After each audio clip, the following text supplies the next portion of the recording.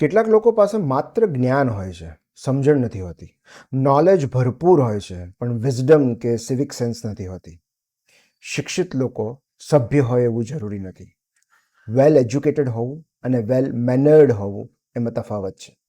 કોની સાથે કઈ રીતે વાત કરવી એ સમજ શિક્ષણથી નહીં, કેળવણીથી આવે છે. એવી કોઈ ડિગ્રી કે ઉચ્ચતર અભ્યાસ નથી જે મળવાથી સંસ્કાર અને સિવિક સેન્સ મળી જાય. વિનમ્રતા માટેનું કોઈ વિદ્યાલય નથી હોતું. સંસ્કાર માટેની સ્કૂલ નથી હોતી. એ કેળવણી ઘરમાં મળે છે. અને ઘર જ્યારે એ કેળવણી આપવાનું ચૂકી જાય છે ત્યારે અસભ્ય શિક્ષિતો જન્મે છે.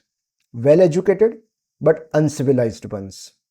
શિક્ષિત હોવું અને સંસ્કૃત હોવું એમાં તફાવત છે. જ્ઞાન માણસને શિક્ષિત તો બનાવે છે, પણ એને સિવિલાઇઝ્ડ કે સભ્ય બનાવવા માટે સંસ્કાર અને શિષ્ટાચારની જરૂર પડે છે. જે જ્ઞાનની સાથે ઘમંડ ફ્રીમાં આવતું હોય એવું જ્ઞાન મેળવવા કરતાં અજ્ઞાની રહેવું સારું.